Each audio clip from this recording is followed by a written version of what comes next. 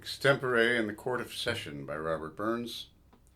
There are two barristers going at it here. One is the Lord Advocate, his lordship, he's called in the second verse, Ilay Campbell, who was apparently pretty good at writing down a case, but in the courtroom itself, he was a bit dry and didn't really catch much traction.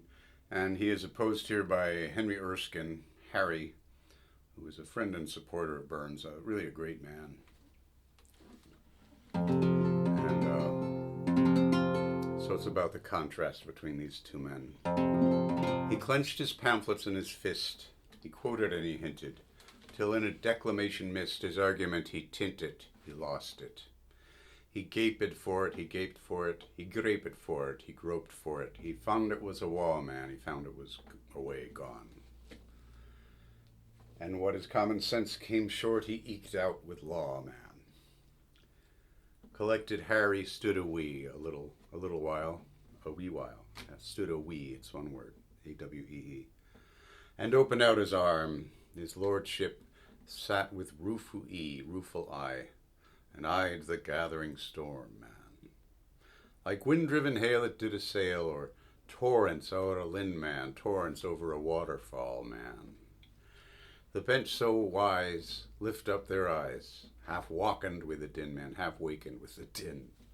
So here we go. Burns wrote this to a melody called Gillicrankie, which is one of his favorite tunes to write to. There's 6 or 7 lyrics to this melody.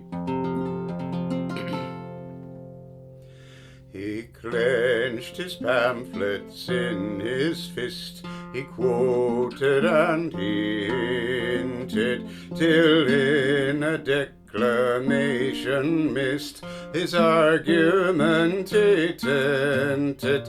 He gaped for't, he graped for't, he found it was so woman. And what his common sense came short, he eked out wi' law, man. Collected Harry stood awee, then opened out his arm, man.